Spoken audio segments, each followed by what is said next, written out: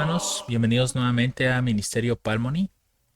El día de hoy me gustaría compartir con todos ustedes un nuevo estudio de nuestra serie Vencer el pecado. El tema lo hemos titulado La invitación y será nuestro séptimo y último estudio de esta serie. Prácticamente con este estudio vamos a concluir esta serie que hemos estado desarrollando por algún tiempo y esperamos como siempre sea de gran bendición para todos ustedes. Y antes de continuar, les invito a que me acompañen a realizar una oración. Padre Celestial, gracias te damos en esta hora por la oportunidad que nos das de poder abrir tu palabra. Pedimos tu bendición antes de comenzar con nuestro estudio, que por favor puedas quedarte con nosotros, puedas darnos entendimiento y sabiduría sobre todos los pasajes que vamos a leer en este día. Acompáñanos, oh Dios, límpianos de todo mal, te lo pedimos todo en el nombre y en los méritos de nuestro Señor Jesucristo. Amén. Muy bien, mis hermanos, el texto que vamos a utilizar en este caso para apoyar nuestro estudio es Apocalipsis capítulo 22, versículo 17. Este pasaje dice lo siguiente: y el espíritu y la esposa dicen ven, y el que oye diga ven, y el que tiene sed venga, y el que quiere tome del agua de la vida gratuitamente. Creo que esta es la invitación más bonita que en este caso la escritura nos está presentando, porque prácticamente lo que está diciendo es que la invitación a la vida eterna es completamente gratuita, no tienes que pagar nada y sobre todo es voluntaria. Por eso es que la invitación se hace, es decir, el espíritu y la esposa dicen ven, ahí está la invitación dada. Y el que oye diga ven, es decir, no solamente la persona que decidió ir y tomar de esta agua de la vida gratuitamente no tiene que quedarse únicamente con ella, también tiene el deber de invitar a otros a venir. Y el que tiene sed venga. Aquí esta invitación es para todas aquellas personas que tal vez incluso nadie, ninguna persona le ha dicho algo, sino que esta misma persona siente el deseo de algo más, de querer más, ¿no? Sobre entender la vida, quién es Dios y todo eso. Aquí está la invitación también. Si alguien tiene sed y quiere venir por sí mismo, venga. Y el que quiera, aquí vemos en esta parte que Dios no hace acepción de personas, porque aquí la invitación la está haciendo para cualquier ser humano. Cualquiera puede venir y tomar del agua de la vida gratuitamente. No hay ningún costo. Ahora, volviendo a nuestro estudio, todo lo que hemos estado aprendiendo nosotros a lo largo de esta serie para poder vencer el pecado, primeramente fue lo de las avenidas del alma. Recuerden que estas avenidas prácticamente todas llegan a la mente, al cerebro, como nosotros lo llamamos, y es precisamente en ese lugar donde salen en este caso nuestras inclinaciones. Entonces, si nuestra vista, nuestro oído, nuestro tacto, el gusto o el olfato están pervertidos, pues aquello que estamos introduciendo en nuestra mente es lo que va a salir. Por eso es que nosotros debemos de tener mucho cuidado en este caso con estas avenidas del alma, porque prácticamente, como les menciono, todas van dirigidas a la mente y es desde ahí de donde nosotros comenzamos a hacer acciones, comenzamos a decir cosas, etcétera. Entonces, para tener demasiado cuidado con esto. Y prácticamente todo aquello que veamos, escuchemos, toquemos, gustemos o tal vez podamos oler, pueden llegar a fortalecer nuestras facultades superiores o bien las inferiores. Recuerden que en este estudio lo que estuvimos viendo es que las facultades superiores deben de regir nuestro ser y no las inferiores. Y en el Edén prácticamente lo que ocurrió fue que estas facultades se llegaron a invertir. Es decir, las facultades inferiores comenzaron a tomar el control de nuestra vida y las facultades inferiores quedaron abajo. Por eso es que tenemos tanta debilidad frente a las tentaciones, porque estas facultades fueron invertidas y con el ejercicio continuo es que una de estas se está fortaleciendo de forma constante. Entonces, siempre que nuestros actos sean perversos o pecaminosos, obviamente las facultades inferiores son las que van a estarse fortaleciendo más. Y cuando llega la tentación no tenemos tanta fortaleza para vencer. ¿Por qué? Porque hemos estado con el ejercicio continuo del pecado, hemos estado fortaleciendo tanto las facultades inferiores que se nos hace imposible poder resistir la tentación. En cambio, si a través de nuestras avenidas del alma estamos introduciendo cosas buenas, como dice Pablo, cosas puras, cosas de buen nombre, esto va a fortalecer nuestras facultades superiores. Y claro, también con la ayuda de nuestro Dios es que todas estas cosas se están fortaleciendo de forma constante, gracias al poder de su Santo Espíritu. Sin embargo, también nosotros debemos de estar introduciendo cosas buenas dentro de nuestros pensamientos. Y después de que vimos esto, vimos que las facultades superiores se dividen en dos facultades más, las intelectuales y las morales. Y dentro de cada una podemos ver que en las intelectuales tenemos lo que es el entendimiento, el conocimiento, la razón, es decir, las maneras en las que comprendemos las cosas. Y dentro de las facultades morales tenemos la conciencia, la voluntad, la decisión. Es decir, todo aquello que nosotros estamos introduciendo a nuestra mente puede llegar a determinar nuestras facultades morales. Y obviamente, al momento de que entran aquí las facultades inferiores, estas solamente tienen una subdivisión que son las facultades físicas. Y aquí simplemente entrarían aquellos afectos, sentimientos, emociones o pensamientos. Y recuerden que estas tres pues representan la triple naturaleza humana. Recuerden lo que estudiamos dentro de los primeros estudios, que la naturaleza del hombre es triple, es decir, intelectuales, morales y físicas. Esa es nuestra naturaleza. Y nosotros debemos de someter las facultades físicas o facultades inferiores para que no gobiernen sobre nosotros. Son las facultades superiores, es decir, las intelectuales y las morales, las que deben de estar por encima de estas otras facultades. De otra manera, estas nos van a llegar a dominar. Ahora sí, volviendo a nuestro estudio, lo que vamos a ver hoy es que Dios nos conoce. En este estudio recuerden cómo lo hemos titulado, que es la invitación. Y dentro de la invitación, lo primero que vimos fue el pasaje de que Dios hace la invitación a todos de manera gratuita. Nadie tiene que pagar algo. Simplemente hay que aceptar el perdón de Dios y vivir una vida como Dios quiere que la vivamos. Por eso es que Dios nos conoce. ¿Y en qué sentido nos conoce? Salmos capítulo 103, versículo 14 nos dice, porque Él conoce nuestra condición, se acuerda que somos polvo. Sabe, hermanos, Dios que somos débiles porque nuestras facultades inferiores tomaron el control o las riendas de nuestra vida.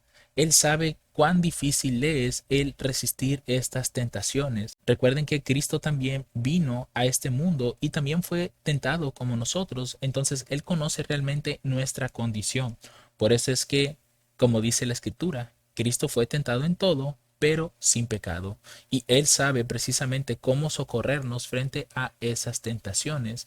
Así que si alguno de ustedes tiene dificultades con alguna tentación, siga estudiando, siga esforzándose, siga orando, siga pidiendo esa ayuda a Dios y tarde o temprano va a vencer aquella tentación que ha estado arraigada por tanto tiempo en sus cuerpos. Y no pierdan la fe ni la esperanza, porque por eso estamos leyendo este pasaje. Dios se acuerda que somos polvo. Él conoce nuestra condición. Sabe cuán difícil es salir del pecado. Ahora, otro pasaje que podemos ver también de esto es Salmos capítulo 139, versículos del 13 al 17. Porque tú formaste mis riñones, me cubriste en el vientre de mi madre. Te alabaré porque formidable y maravillosamente me formaste. Maravillosas son tus obras, y mi alma lo sabe muy bien. No fue encubierto de ti mi cuerpo, bien que en secreto fui formado y entretejido en lo más profundo de la tierra. Mi embrión vieron tus ojos, siendo aún imperfecto, y en tu libro estaban escritos todos mis miembros, que fueron luego formados, cuando aún no existía ni uno de ellos. Qué preciosos me son, oh Dios, tus pensamientos, cuán grande es la suma de ellos. Algo que podemos resaltar de este pasaje es que no solamente Dios conoce la condición espiritual que nosotros tenemos, sino también nuestras condiciones físicas. Él sabe también que es posible que tengamos ciertas limitantes por nuestros cuerpos y sin embargo, aún así, Él quiere trabajar con nosotros, quiere darnos lo mejor en esta vida y también en la futura. Así que sigan esforzándose, hermanos, y que alguna limitación física que ustedes tengan no la tomen en cuenta porque Dios no lo hace. Dios, como dice aquí, Él nos formó, Él sabe todas las cosas por las cuales íbamos a tener que pasar y sin embargo aún nos tiene presentes en sus pensamientos. El siguiente pasaje también me gusta bastante porque muestra cómo Dios realmente conoce hasta lo más profundo de nuestro ser. Cada célula de nuestro cuerpo Él la conoce, pues Él nos formó. Jeremías capítulo 1, versos del 4 al 5 dice, vino pues palabra de Jehová a mí diciendo, antes que te formase en el vientre, te conocí. Noten qué interesante es esto. Antes de que tal vez nuestros cuerpos llegaran a tener forma en el vientre de nuestras madres, Dios ya nos conocía. E incluso, noten lo que dice después, y antes que salieses de la matriz te santifiqué y te di por profeta a las naciones.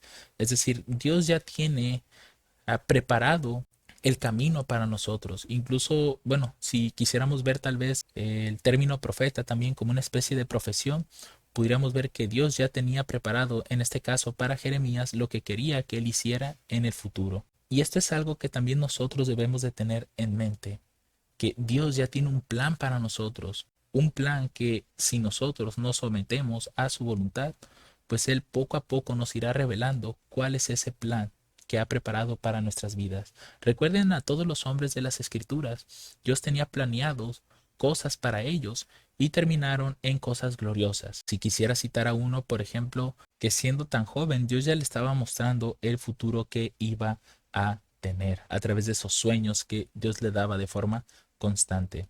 Y por último, en esta parte, Lucas capítulo 12, verso 7, dice aquí Cristo, pues aún los cabellos de vuestra cabeza están todos contados. No temáis, pues de más estima sois vosotros que muchos pajarillos. Es decir, Dios es tan observativo y nos tiene tan presentes que aún los cabellos de nuestra cabeza están todos contados. Algo que para nosotros tal vez sería un poco difícil o complicado de saber. Aquí estamos viendo que para Dios no. Y a Dios le interesa cada parte de nuestra vida, no solamente de la espiritual, sino también de la física. Así que recordemos aquí, hermanos, que Dios nos conoce. Él sabe nuestra condición, sabe que somos polvo, nos conoce porque Él nos formó. Él ya nos había dado una profesión, ya tenía un plan trazado para nosotros, un plan glorioso. Por eso es que aquí tal vez podamos leer el versículo 17, dice, qué preciosos me son, oh Dios, tus pensamientos, cuán grande es la suma de ellos. Y sí, realmente los pensamientos que Dios tiene para nosotros siempre son superiores a lo que nosotros teníamos pensado. Porque recuerden que nosotros en ocasiones solamente vemos en una sola dirección, pero Dios mira todas las direcciones y siempre va a elegir aquel camino que nos lleve por un camino de grandeza y de glorificación. Porque también nosotros, al tener esa honra por parte de los hombres, tal vez por las cosas que desempeñemos o hagamos por otros, Dios es glorificado a través de esas obras. Recuerden también en el caso de Cristo. Cristo siempre decía que el Padre era glorificado en el Hijo y también nosotros podemos llevar honra y gloria a nuestro Dios si hacemos lo que a Él le agrada. Ahora bien, Dios, mis hermanos, no quiere que nadie se pierda. No es el deseo de Dios que la humanidad se pierda. Si hoy en día, por ejemplo, el ser humano, toda la humanidad, mejor dicho, se arrepintiera de corazón, Dios los recibiría a todos. Sin duda, Dios aceptaría a cada ser humano que se arrepintiera de corazón. Y aquí tenemos varios pasajes que nos dicen esto. Segunda de Pedro capítulo 3 verso 9. El Señor no retarda su promesa, como algunos la tienen por tardanza, sino que es paciente para con nosotros, no queriendo que ninguno perezca, sino que todos vengan al arrepentimiento. Dios realmente, bueno, si nos ponemos a pensar el tiempo que lleva la humanidad, casi es de 6000 años, y en todo ese tiempo, cuando Cristo vino, fue alrededor quizás de algunos 2000 años más o menos cuando Él vino por primera vez a nuestro mundo, y Él hizo la promesa de que vendría por segunda vez. Ya han pasado siglos desde entonces, y sin embargo, no hemos visto que Él regrese. El que no regrese no significa que no exista o que no va a cumplir su promesa, sino que Él está siendo paciente para con la humanidad. No quiere que nadie perezca sin antes haber tenido la oportunidad de conocerle. Y una vez que tuvo esa oportunidad, pues entonces ya el Señor va a determinar el venir a nuestro mundo por segunda vez. Ahora, Ezequiel capítulo 18, versículos 21 al 23, también nos habla un poco sobre esto. Mas si el impío se apartare de todos sus pecados que hizo, y guardare todos mis estatutos, e hiciere juicio y justicia, de cierto vivirá, no morirá. Todas sus rebeliones que cometió no le serán recordadas, en su justicia que hizo vivirá. ¿Quiero yo la muerte del impío? Dice Jehová el Señor. ¿No vivirá si se apartare de sus caminos? Noten que aún la persona más pecadora comenzare a guardar todos los estatutos de Dios y comenzar a hacer juicio y justicia, esa persona va a vivir y para Dios ya no va a ser impía, va a ser una persona justa. ¿Por qué? Porque Dios no quiere que ningún impío muera. Él, recordando los pasajes que leímos hace un momento, Él sabe nuestra condición, sabe que somos polvo.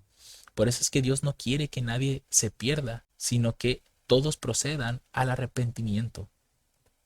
Otro pasaje que también podemos leer de ese mismo libro de Ezequiel es el capítulo 33, verso 11. Dice, diles vivo yo, dice Jehová el Señor, que no me complazco en la muerte del impío, sino en que se vuelve el impío de su camino y que viva. Volveos, volveos de vuestros caminos, ¿por qué moriréis, oh casa de Israel? Esto a pesar de que va dirigido específicamente al pueblo judío, pero realmente es un mensaje para la humanidad. ¿Por qué habremos de morir si Dios nos está invitando a volvernos a Él? Incluso Dios mismo dice, yo no me complazco en que el impío muera, sino que aquí, bueno, entendiendo esta parte del pasaje o el contexto, Él se goza más cuando el impío se vuelve de su mal camino y va y busca al Señor. Ese es un mayor gozo que Él tiene. Y de hecho Cristo lo dijo claramente en la parábola de la oveja perdida. Hay mayor gozo en el cielo por un pecador que se arrepiente que por 99 justos que no necesitan de qué arrepentirse. Ahí vemos claramente cuán grande es el gozo no solo de Dios, ni de Cristo, sino aún de los mismos ángeles o de los seres de los otros mundos. El hecho de que una persona llegue a arrepentirse de todo corazón y buscar a Dios es motivo de gran gozo. Ahora, si seguimos leyendo Juan capítulo 3, versículo 17, dice, porque no envió Dios a su Hijo al mundo para condenar al mundo, sino para que el mundo sea salvo por él. El motivo por el cual Cristo vino a nuestro mundo no es para condenarlo, porque realmente si Dios quisiera condenar este mundo, ya lo hubiera hecho desde hace muchos siglos atrás. Él es Dios, prácticamente pudo haber desaparecido en nuestro planeta con simplemente decirlo. Sin embargo, nosotros somos de gran valor para Él. Así que recuerden esta parte, hermanos, Dios no quiere que ninguno de nosotros nos lleguemos a perder. También en Lucas capítulo 9, versos 55 al 56 podemos encontrar lo siguiente.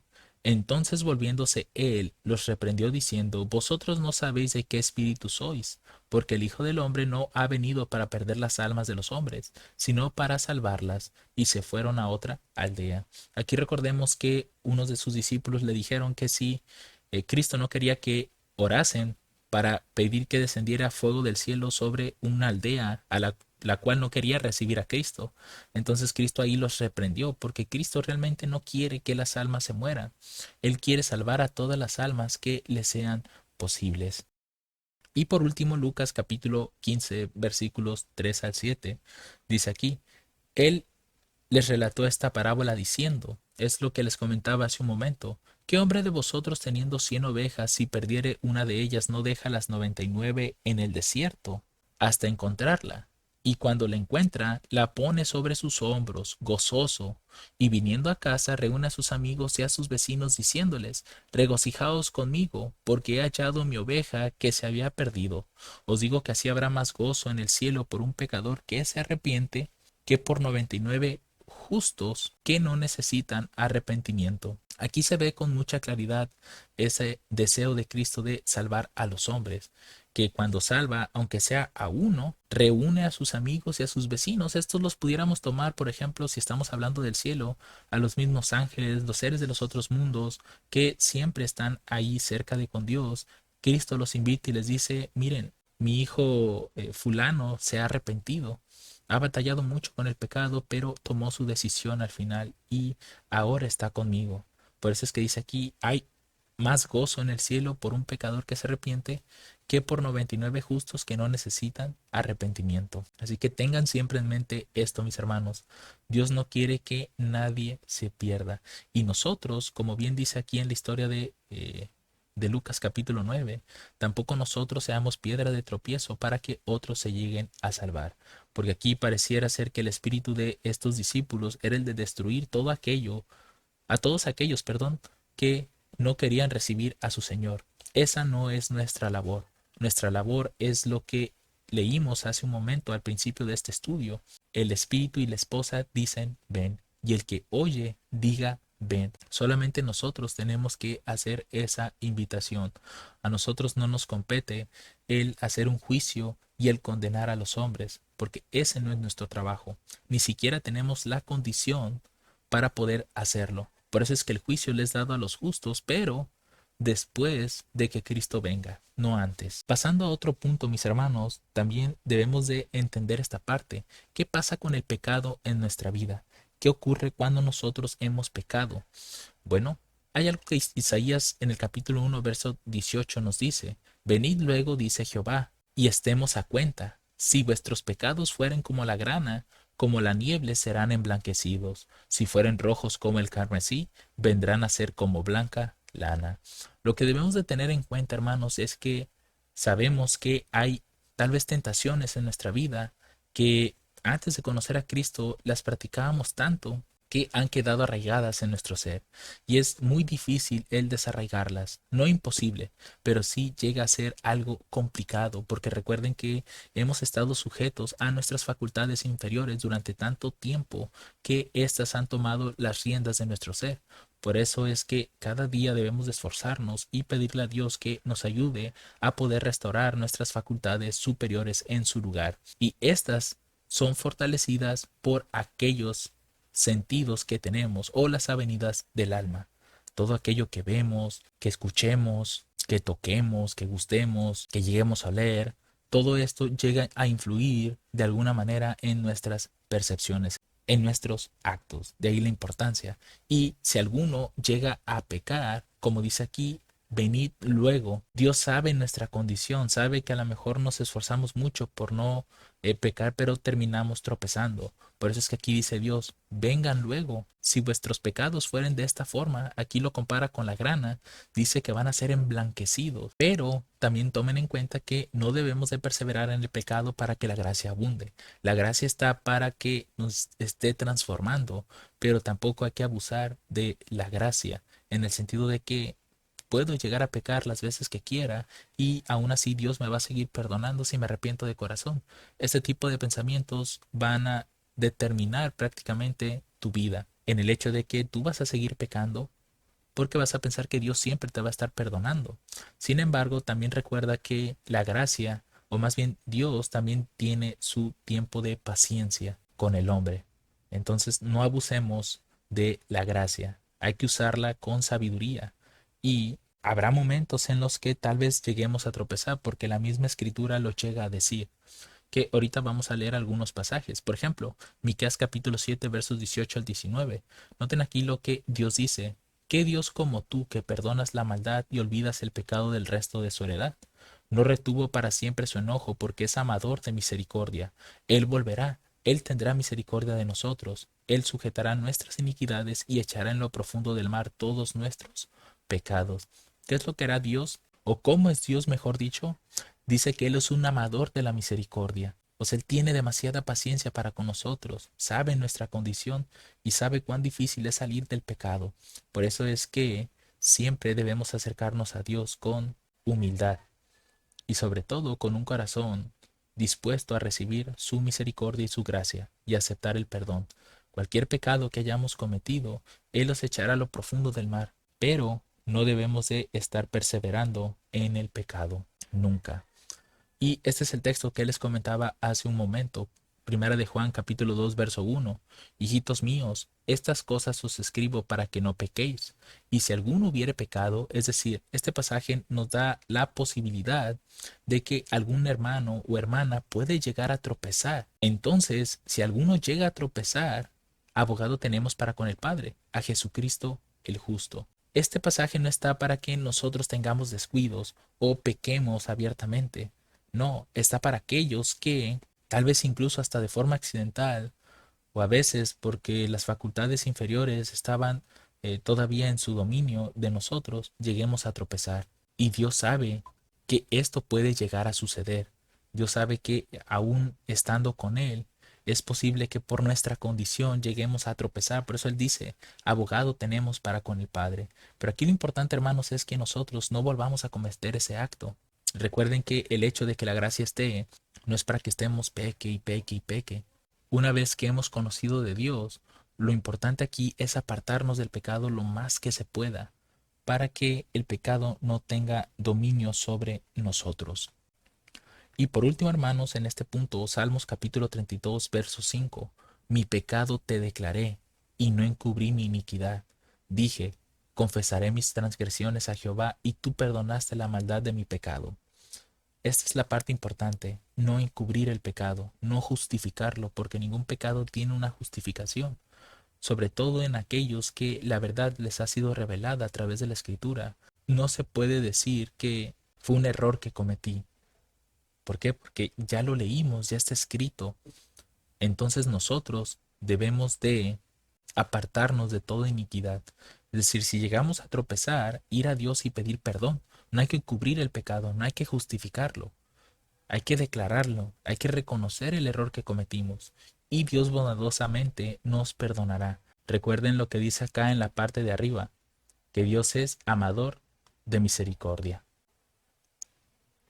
Ahora bien, otro punto importante, hermanos, es que Dios nos va a restaurar. De esto no tengan ninguna preocupación. Quizás muchos lleguen a preguntarse, bueno, yo ya he estado por mucho tiempo en el pecado. ¿Será posible que yo pueda llegar a mejorar o cambiar mi vida? La respuesta es sí. Dios tiene el poder para restaurar su imagen en el ser humano. Solamente necesita nuestra disposición de querer hacerlo. Porque recuerden que Dios no va a forzar a nadie para que cambie. Esto es algo que tiene que salir de nosotros. Dios es cierto que obra el querer como el hacer por su buena voluntad. Sin embargo, debe estar la decisión en nosotros si queremos cambiar o no. Si queremos hacer ese cambio, Dios sabe que no podemos hacerlo solos, necesitamos de su ayuda. Y Dios va a restaurar esa imagen nuevamente en nosotros. Malaquías 3, verso 3. Y él se sentará como refinador y purificador de plata, y purificará a los hijos de Leví, y los refinará como a oro y como a plata, para que ofrezcan a Jehová ofrenda en justicia. ¿Qué hará Dios con nuestra vida? Así como el refinador lo que hace es tomar la plata y el oro y aplica fuego para poder purificarlo de toda esa escoria, que si no me recuerdo creo que así se le llama en cuestión de metales, todo eso que no le sirve, en este caso al oro y la plata, Dios va a hacer la misma acción, nos va a purificar con el fuego de justicia y nos dejará tan brillantes como queda la plata y el oro después de ser tratados. Es decir, aquí estamos viendo una restauración y es algo que si nota Dios lo está haciendo. No dice que somos nosotros ese refinador, es Dios el que lo será. Nosotros solo somos como plata y como oro que Dios quiere refinarnos. Santiago capítulo 4 verso 7 dice, someteos pues a Dios, resistid al diablo y huirá de vosotros. ¿Por qué? Porque si después de que el adversario nos ha estado tentando y una y otra vez con lo mismo, si nosotros estamos resistiendo de forma continua estos ataques, llega un punto en el que Dios prácticamente ahuyenta al adversario. ¿Por qué?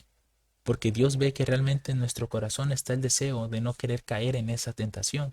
Y de alguna manera Dios permite que la tentación se presente, o la prueba se presente, mejor dicho, para nuestro refinamiento. ¿Por qué? Porque si con el ejercicio del mal es como nosotros llegamos a fortalecer las facultades inferiores, también con el ejercicio de hacer el bien es como vamos a ejercitar nuestras facultades superiores. Y como no estamos ejercitando todavía las inferiores, pues estas van a llegar a debilitarse y las facultades superiores son las que van a tomar la rienda de nuestra vida nuevamente. Obviamente Dios de nuestro lado. Entonces, debemos de someternos a Dios. Debemos de reconocer que no podemos, en este caso, vencer al adversario por nosotros mismos. Necesitamos a Dios. Recuerden lo que dicen los mismos salmos, ¿no? Nosotros fuimos hechos un poco inferior a los ángeles. Entonces, no podemos contra ellos realmente. Por eso es que debemos de someternos a Dios para que nos ayude en nuestras tentaciones.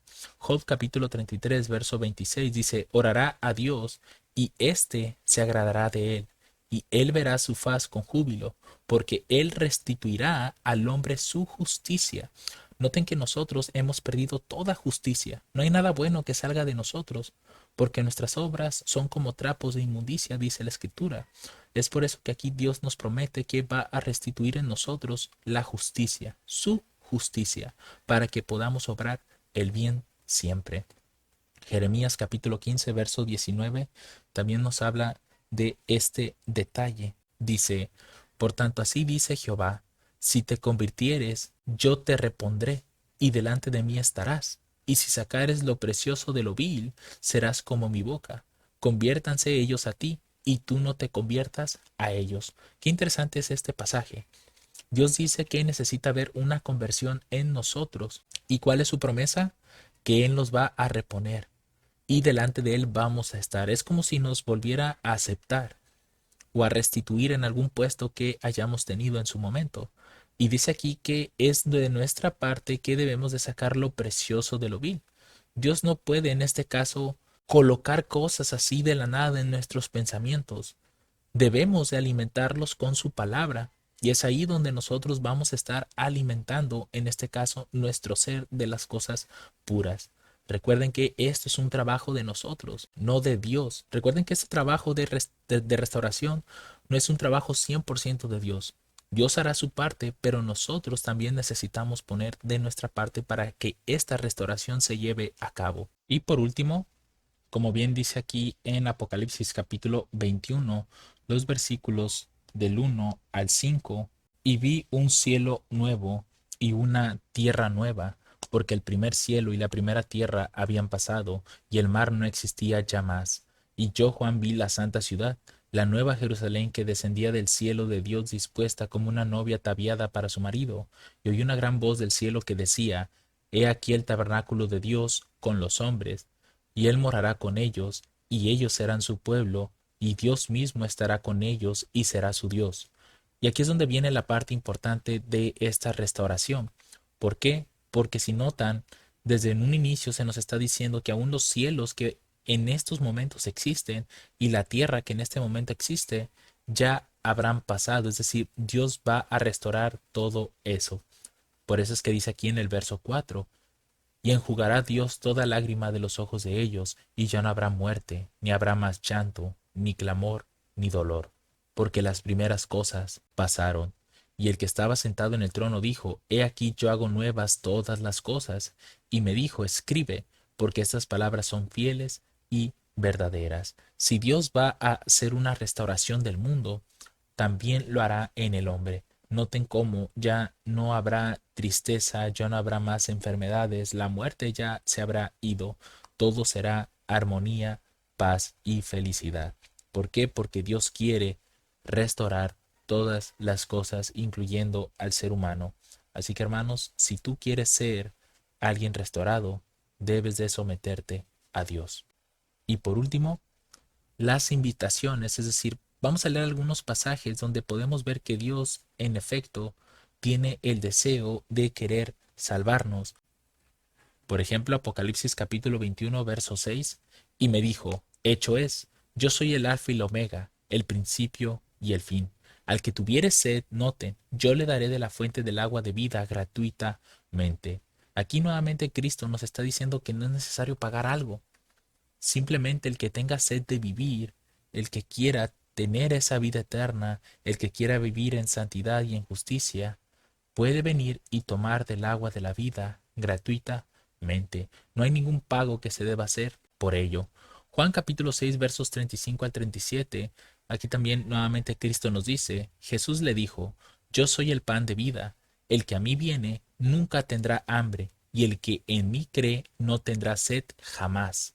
Mas os he dicho que aún me habéis visto, no creéis. Todo lo que el Padre me da vendrá a mí, y al que a mí viene, yo no le echo fuera. Este pasaje es muy importante porque de alguna manera hay muchos que creen que por el simple hecho de llevar una vida pecaminosa, tal vez no quieran acercarse a Dios, pero no, mis hermanos. Aquí Cristo dice que no importa la condición que tengas, no importa cómo te encuentres en ese momento, si tú vas a Cristo con el deseo de querer cambiar, Cristo no te echará fuera. te va a recibir tal y como estás, porque lo que Dios quiere es transformarte, pero quiere que en ti exista ese deseo de querer cambiar, de querer ser mejor. Mateo capítulo 9, verso 13. Id pues y aprended lo que significa misericordia quiero y no sacrificio, porque no he venido a llamar a justos, sino a pecadores al arrepentimiento. ¿Qué es lo que hace aquí Cristo? ¿Qué es lo que nos está dando a entender con estas palabras? Que Cristo es alguien de misericordia y quiere que sus hijos también sean misericordiosos con los otros. Recuerden que así como Dios ha sido paciente con nosotros en nuestros cambios, nosotros también tenemos que ser pacientes con el cambio de los demás. No todos podemos cambiar al mismo ritmo, y eso lo podemos ver claramente en las escrituras. Hubo personas que a lo mejor duraron años en cambiar en algo. Hubo otros que al instante hicieron su cambio. Cada cuerpo es diferente, así como Cristo hizo la parábola del campo. Aún así el campo, mis hermanos, no todos los campos pueden dar al mismo ritmo el fruto. Hay campos que lo hacen más rápido, otros que lo hacen más lento, y no todos los campos tienen la misma cantidad de nutrientes. Es por eso que no puedes sembrar lo mismo en un campo que en otro. Así también la palabra de Dios también tiene su tiempo de germinar en el corazón del hombre. Hay personas que tú puedes ver que cambiaron de la noche a la mañana. Fue un cambio tan completo en su vida, pero hubo otros que podemos ver personajes en las escrituras que tal vez en un momento estaban bien, luego caían, otra vez se levantaban, luego caían de nuevo, pero trataron siempre de mantenerse de parte de Dios. Así también aquí Cristo nos recuerda que Él no viene a llamar a los justos, no viene a ser el llamado para los justos, viene a ser llamados para los pecadores, para que vayan al arrepentimiento. Mateo capítulo 11 versos 28 al 30, pienso que también es una invitación importante porque con los afanes de la vida viene la ansiedad, el cansancio, el dolor. Y aquí Cristo nos dice que únicamente en Él podemos hallar verdadero reposo. Venid a mí todos los que estáis trabajados y cargados, y yo os haré descansar. Llevad mi yugo sobre vosotros y aprended de mí, que soy manso y humilde de corazón, y hallaréis descanso para vuestras almas. Porque mi yugo es fácil y ligera mi carga. Si hay alguno aquí de los que está oyendo se encuentra cansado, fatigado, con ansiedades, con temores, vaya a Cristo, porque dice aquí, solamente en Cristo podremos encontrar un verdadero reposo, un verdadero descanso para nuestras almas. Por último, mis hermanos, dos pasajes más de invitación.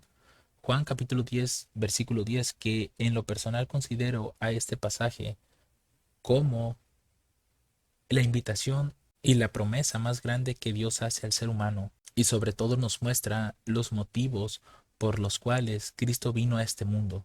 El ladrón no viene sino para hurtar, matar y destruir. Esa es la labor del ladrón. Sin embargo, la labor de Cristo es: yo he venido para que tengan vida y para que la tengan en abundancia.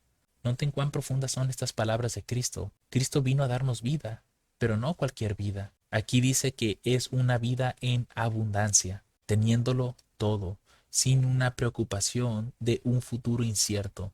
Mientras estemos con Dios, todo el futuro va a estar asegurado. Nunca vamos a tener el temor de la muerte, del hambre, de la enfermedad, porque Dios está con nosotros. Y por último, hermanos, repito nuevamente el pasaje de Apocalipsis capítulo 22, verso 17 para concluir con nuestro estudio.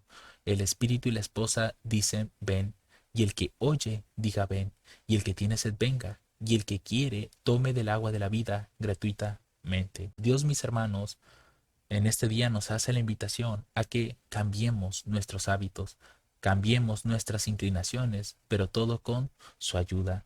Ya tenemos a lo largo de todo, ya tenemos a lo largo de toda esta serie qué es lo que se necesita para poder cambiar, poder mejorar en nuestra vida. Ya los pasajes que estuvimos leyendo nos dicen que debemos de cuidar nuestras avenidas del alma. Sabemos que tenemos facultades superiores e inferiores. Sabemos que nuestra naturaleza es triple y dependiendo de cuál facultad estemos alimentando a través de nuestras avenidas del alma, es la facultad que siempre va a estar venciendo y la que nos va a llevar de un lado a otro. Una voluntad fuerte es una voluntad que puede decidir el no pecar, pero una voluntad débil es una voluntad que te llevará ciertamente a aceptar cualquier tipo de tentación. Fortalezcan, hermanos, sus voluntades con la ayuda de Dios, con la lectura de las Escrituras, con la oración constante, y así es como van a lograr vencer el pecado. Hermanos, que el Señor les bendiga abundantemente y espero esta serie haya sido de gran bendición y les haya ayudado a conocer cómo es que el ser humano fue constituido, porque creo de alguna manera que esto nos ayudará a vencer el mal. Nuevamente, mis hermanos, que el Señor les bendiga en abundancia. Amén.